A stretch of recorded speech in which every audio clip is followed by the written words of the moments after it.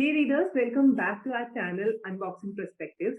So we are here with another video in our segment Kahani Aapki Zubani, and today we are here with mythology segment. So हमने mythology पे काफी सारी बातें करी हैं.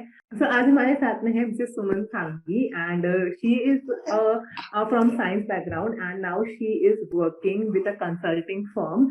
और ये आज हमारे साथ डिस्कस करने वाले हैं माइथोलॉजी के बहुत सारे एस्पेक्ट्स. तो हम आज के सेगमेंट में 4 बुक्स कवर कर रहे हैं जो कि आपकी माइथोलॉजी के ऊपर बेस्ड है. So welcome Suman on our channel. Thank you so much. What are the books that we will be talking about today? So the books that we will be talking about today will be based on Indian mythology. और जो Indian mythology में हम ये नहीं कह सकते हैं कि उन्होंने exact as it is उन्होंने कॉपी किया है या उसके ऊपर उन्होंने रीराइट किया है. सो उसमें हमने बहुत सारे ट्विस्ट देखे हैं, टर्न्स देखे हैं जो हम आज डिस्कस करने वाले हैं. So which is the first book that you will recommend? So first of all, thank you for giving me this opportunity. The first, when it comes to Indian mythology, we have actually a lot to explore, according to me, because even if we pick any small topic, that it is so deeply, covered in every sense. So I think there are a lot of authors who have done justice to the subject, like the genre when it comes to Indian mythology.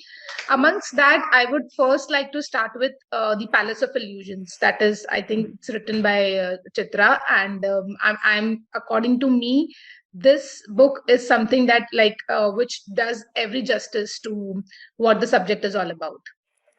Okay, so the first book is Palace of Illusion by Chitra Banerjee Divakaruni, and she is basically narrating the story through a perspective of Draupadi, right? So what does the story revolve around? So Palace of Illusions basically does cover Mahabharat from Draupadi's eyes, but then it also talks about the complete family feud that is there in the story of Mahabharat in details.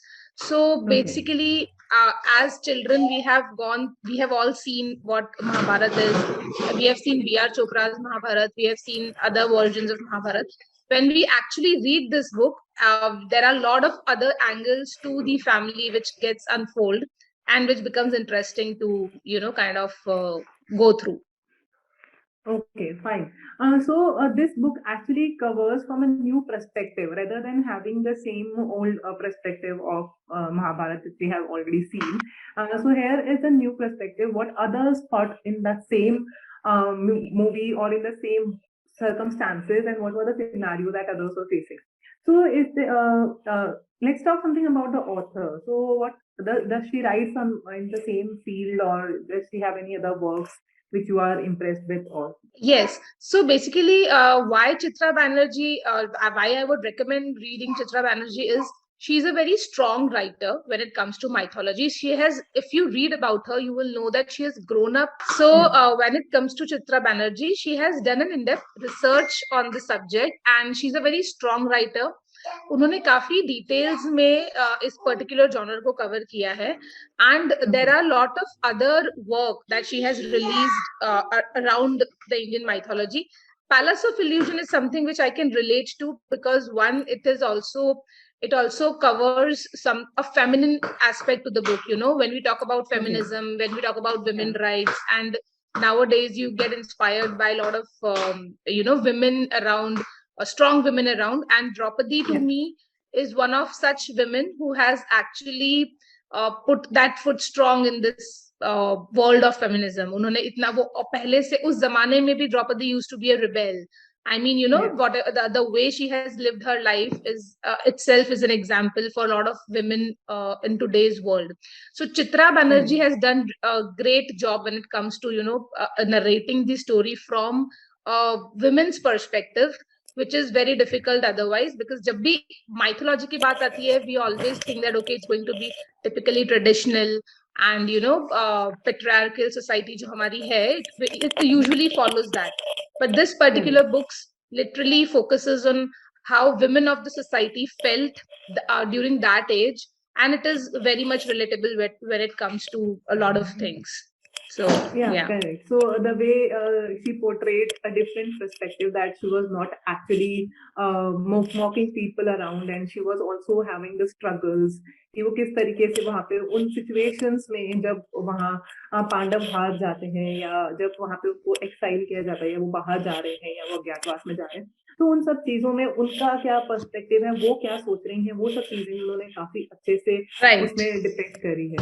Right, and what I liked in that particular book was that the war scene जो हमें केवल एक ही point से दिखाया गया था, उसमें ये भी बताया गया कि जो वहां अंदर बैठे हैं, कैंप में बैठे हैं, या जो दूर से देख रहे हैं, what they feel and what they are going through. So that was something new that they added in this book. Okay, so is there something that you liked about this book, or that you want the readers to retain? That we have learned something from this, and even though it's fiction, but हम कोशिश करते हैं कि हम सब में से कुछ ना कुछ निकालें. Yes, absolutely. There are a lot of takeaways that ways. बहुत सारे learnings हैं इस book में, which Chitra has actually made sure that she has emphasized on a lot of things which we can think. According to me, number one that we can surely look forward to gain from this book is how beautifully relationships are, managed. And then because of relationships, how things can be avoided, and there are certain things which cannot be avoided. So when it comes to right and wrong, जब हम confuse हो जाते हैं that this is right and this is wrong, then हम कितना strong होके एक decision लेते हैं and we stick to what is right even if we have to fight. So the entire war of Mahabharat was a dharma yudh, as it is said. So how rightly you are, actually आप अड़े रहते हो उस चीज पे कि हाँ, because it is my religion, it is my truth, I have to stick to it at any case. That is what I think Mahabharat and Palace of Illusion teaches us. Also, again, as I'll just repeat it, that if I am a woman, I can have my own views. Even I have a right to put my views across. There was a scene jahan pe even Draupadi had a twin love interest, Karan ka angle tha that she had fallen for Karan, and then she had already 5 husbands, which is like a big thing now. We cannot even think about it in these days. But then, being a female, she also has feelings, and how it unfolds, and how then she thought that no, this is not correct to be enchanted with another guy. So these all things, I think, in today's world also we face.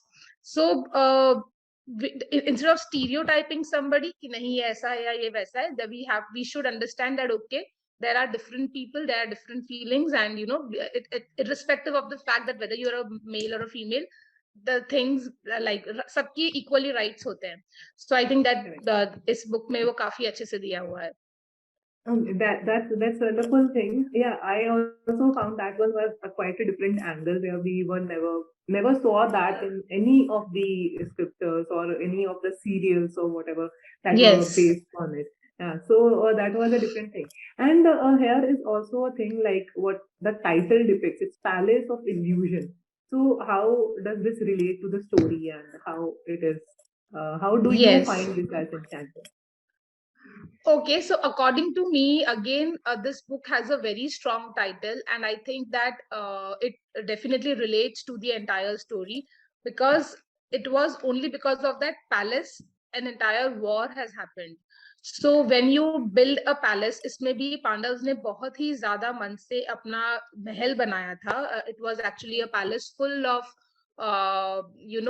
enchanting things, lavish gardens and everything. But this was all an illusionary thing. So there is a scene where Duryodhan actually comes to the palace and he thinks that there is a river which is flowing, but it was just an illusion. He thought that it is actually an illusion. और एक जगह पे जहाँ पे वो real river था, I mean पानी था, और उसे लगा that it is illusion. He just stepped into the pond and he had fallen into the pond. Yeah.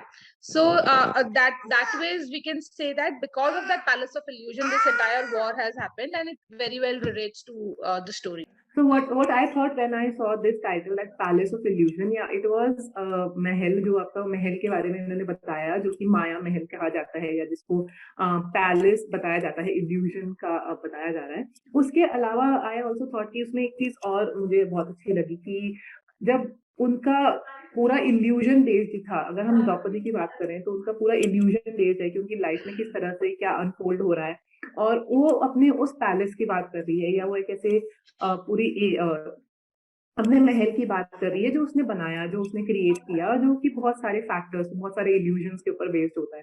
तो I thought that this was also a point जो उन्होंने वहां पे इंक्लूड करना चाहा, क्योंकि वो अपने अपने तरीके से, अपने हिसाब से अपना एक माहौल क्रिएट कर रही है, या अपना एक महल क्रिएट कर रही है after she starts to reign and after she becomes the queen of that area.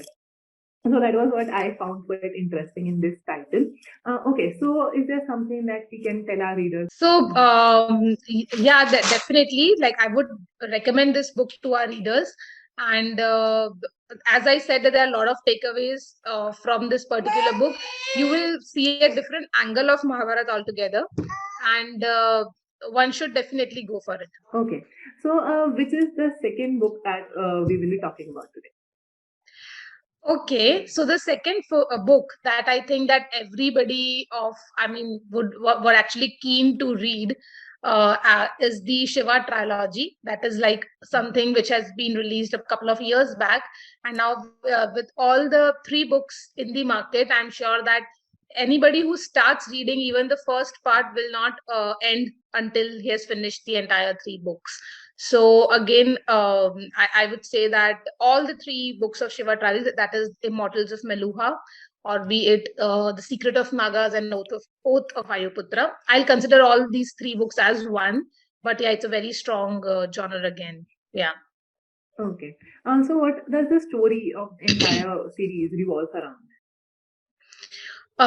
Okay, so basically, as the name suggests, it's a Shiva trilogy. So the main character that is spoken about is Shiv, and how how strongly he transforms from one community to the another community. But according to me, this entire trilogy has given us a background on how the ancient societies used to be. Like, there are four different castes, and how casteism has evolved, and how people of another castes they used to treat somebody who is not of their caste, basically Nagas. So the story revolves around the community and the casteism which was there in the society, and again a character which is Shiv, who's so strong that वो first series से वो evolve होते हैं until the last series. I think that he's the most powerful man on the universe. So it revolves around Shiv and how he has, transformed in the entire series. So what I heard about this was it is based upon Shiv Puran, and it rotates around like the entire family. Like there is Ganesha, there is Kartikeya, there is Sati, and then there is Shiv, and how he is actually known as Mahadev. So that was actually giving a scientific touch to the mythology that we have. Right. So what I when I read this book, I was quite fascinated about this idea. That how it was given the turn that if what if the situation is like Shiva is not a celestial being, but he is also one of us, and why he has some like there is a quite a wonderful definition of Neelkant that it is even in this book. Yes, yes. So that was something like very nice and very good that I got in this book. So there are three books. The series and the sequence that we need to follow is the first one is Immortals of Meluha. Then second one is Nagas, and the third one is Oath of Vaikuputra. So these are the three books in the trilogy by Amish Tripathi. So what about the author? Is he having other books, and what is his writing style? What do you feel about it? Yeah. So Amish Tripathi, according to me, has evolved as a writer. So basically, he also started writing my Indian mythology long back. And I think he's very well known, like a well-known author. And the first hit that was is the Shiva trilogy. But he had also tried his hands in Ramchandra series and other mythological areas. Where if you will pick any of the series which he has written, again, like Chitra Banerjee, he also is a very, very strong writer. The best part about Amish is that he describes the character very strongly. So even if I talk about Shiva trilogy, Shiv has been portrayed as such a strong character that you will actually fall in love with the character. And the trilogy has been narrated so well that there are a lot of even people are waiting to that the series should get converted into a movie or an OTT.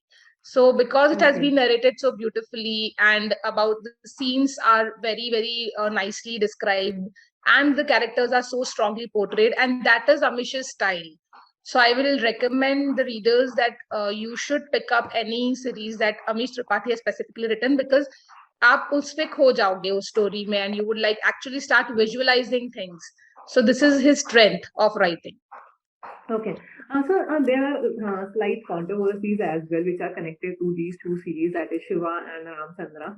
Actually, what I felt is that some people can, who connect the things, like those who know the mythology, जिनको पता है कि actually में वहाँ पे क्या लिखा है या शिव पुराण में क्या mention है, और फिर जब वो ये books पढ़ते हैं तो उनको काफी contradictory चीजें मिलती हैं, या फिर कुछ ऐसी facts या ऐसे बातें उसमें होंगी जो एक हम डाइजेस्ट नहीं कर पाते हैं, या जिसको हम एक्सेप्ट नहीं कर पाते हैं. So there is a controversy always associated with these books. Yes. These are not exactly what the mythology says or what Right. the says. It's just that we took up the characters and we created. Yeah, these are fictional characters. Correct. We created an entirely new story where we are talking about what if there is a scientific explanation to what all the things that we believe in. तो ये काफी लोगों के concepts को change कर सकता है, और ये काफी कॉन्ट्रडिक्शंस भी क्रिएट कर सकता है. तो अगर आप ऐसे कोई, I would like to advise to the readers, if you are someone जो कि माइथोलॉजी को स्टिक कर रहे हैं, या जो उसके ऊपर बहुत बिलीव कर रहे हैं, और they are not ready to accept another perspective, they should not go for the series. Otherwise आपके लिए वो बहुत ही कॉन्ट्राडिक्टरी हो जाएगा, right? Yeah. Or else you should read it with an open mind, where you just have to consider these as fictional characters and story, and not just use the original Purans or Shiv Purans that you would have read earlier. Correct. या there are various researches, and उसमें उन्होंने बहुत सारा research करके बहुत सारी story उन्होंने वैसी ली है, बट स्टिल वहाँ चेंजेस हैं, और वो चेंजेस काफी हर्ट कर सकते हैं लोगों को, जो उनकी सेंटिमेंट्स को, जिनको उसको ऐसा लगता है. Okay, fine. So moving on to the next question, what is something that you learned from this? So Shiv Trilogy, actually, again, as I said, that as the story unfolds, you will also read a lot of things about Parvati, and how she as a woman has groomed herself. I mean, because basically we know her only as Shiva's wife.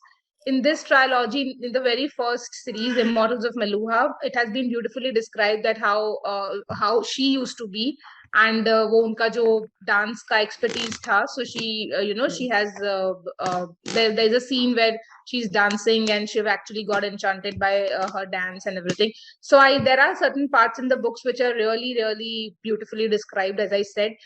Then there was the part when Shiv was actually protecting this Naga tribe, because they were not, उन्हें बहुत ही अलग तरीके से treat किया जाता था. So how in the society he had come up, and he said that, okay, he also used to have 3 eyes. So again, basically it is known for Naga that they are born with a specific deformity. We call it as deformity, but it is not a deformity. It's just an abnormality in a normal human. So how Shiv actually fought for the tribe, and he stood up for them. So वो जो fighting sequences है, वो मुझे बहुत अच्छे लगे book के. And I think that then the story starts unfolding, and it reaches up to the oath of Vayuputra. So this is something I think the readers will also like. Okay, fine. So that is the flow. And what exactly divides the 3 books? Like first book starts or ends, and like what exactly is covered in each of the books? So first book is mostly about Shiv and his family, as you correctly said, that कैसे उनका जन्म हुआ था, and how people used to treat him differently, because वो उन्हें भगवान मानते थे already, because he was born with a third eye. And how he grew up, and then there was Parvati, कैसे उनसे मिले and everything. Then as the story unfolds, the second book is about how this entire tribe of Nagas were treated, उनका कैसे society में, how they were positioned, and how they used to fight for their rights. छोटी छोटी लड़ाइयाँ बीच में, there are fight sequences, and there are some war sequences, and then the story leads up to the Oath of Vayuputras, where the actual war happens. So there is a link between all the three books, and as you read it, I don't want to reveal everything, but I'm sure that you will love to find out for yourself when you actually read. Yeah, okay. So that's the beauty of these three books. आपके पास तीन book हैं और तीनों में एक एक segment उन्होंने cover किया है. First book, that is the Meluha, will give you the basic structure of the area, कि उन्होंने कैसे अपना world building किया, कौन कौन characters हैं, वो कैसे develop हो रहे हैं. And the second will give you an insight of what happens in that world, how the people are treated, how the Nagas are treated, and what is the fight that they are having. Then the third book is the conclusion, where you will have the entire fight, that why they are fighting. They are also fighting for their rights, and they are also fighting for their own equal rights. So it was there at that time, it is there at this time as so how the title relates to these stories. How do you think the title is apt, or how the title relates to the story? Yes, so the title is very much relatable to all the three stories. As we said, that Immortals of Maluha is like gives you the structure of this village and Shiva. So how because people started believing Shiva as God and to be immortal. So how he has the evolution of Shiv is basically what is described in the first book of Immortals of Meluha. The second part, as we discussed, that because it revolves around Nagas, so that is why Secret of Nagas, because you really have to read it and find out that how they were treated, and why Nagas and how they were formed and things like that. So this is basically about it. And again, because the titles are really straightforward to what the story is all about, so I don't see that there is any hidden significance to the title. But yes, it majorly will tell you that okay, the story is about them. These are the three books that we are talking about, and for the readers, those who are thinking of reading them, I think this is always a go-to book. And when we are talking about Amish Trilogy and Indian mythology, and you are trying for some Indian authors, some new authors, then you should definitely pick up these books. You will get to know more about ancient India and today's India, reimagining the ancient India. So ये चीजें आपको बहुत fascinating. I personally feel that I am quite fascinated to this subject. और mythology को हम नया एक segment में देख सकते हैं. So anything else that you want to convey to the readers or the viewers of this video about these stories? Yes. So I just wanted to convey the one last thing, that as I said earlier, that the Indian mythology is like an ocean. If you take a deep dive into it, you will just keep falling into it, and you will have so many questions in your mind, which can be answered and which will remain unanswered like forever. So don't try to kind of seek logic in whatever you read if you pick up this genre. But one thing is for sure, after Star Wars and after a lot of Superman stories, what I consider myself like to be stick to is Indian mythology, which actually is the new Superman. You can say that there are a lot of characters. So treat it like that. Read it, enjoy it, and absorb it. Don't try to confuse your beliefs with whatever is written in the book, and why, and with whys and hows. You just read it with the flow. This is very interesting, and once you pick up this genre, I'm sure you're not going to leave your books aside, and just enjoy it with a pinch of salt, and don't confuse your own mythological beliefs at all. Correct, correct. So if we can accept Thor from Greek mythology, and if we can accept Superman, then we can also accept Hanuman or Shiv. So take them as stories. That is the wonderful thing that we can take out of this video. That take these as stories and have different aspects, have different versions of it. So there can be different perspectives of looking at the same thing in the same genre. So I hope that the readers will enjoy this thing a lot. And these are the 4 recommendations from us in today's video. First one was The Palace of Illusions by Chitra Banerjee Divakaruni, where she gives the entire Mahabharata that is based upon Draupadi's point of view and how she felt going through the entire journey. The second one was The Immortals of Menhua by Amish Tripathi, and the trilogy, the Shiva Trilogy, which is based upon Shiva Puran and the factors which is relates to Lord Shiva and his family. So the third book was The Secrets of Nagas, which revolves around the Naga secret. There is a character as Naga, and what is the secret? Why are they facing the world in that way, and why are they fighting their own fights? Then the fourth book would be The Oath of Vayuputras, where they have the final battle, and there are the results, there are the consequences which you cannot leave out.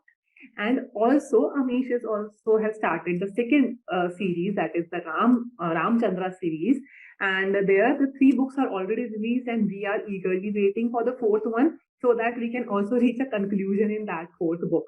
So we will be waiting for that book. And I would like to express my heartfelt thanks. Thank you so much for Suman for being here with us in this video and sharing your views and thoughts about the mythological sector. Thank you. And Thank you. and we hope that we can do more such videos and we can do more such conversation again for the channel. Thank you so much, people, for being with us for so long. And if you have not yet subscribed to the channel, please click on the subscribe button so that you are notified with every new book that we are reading, with every new movie that we are watching, and every new art form that we are exploring. Thank you so much.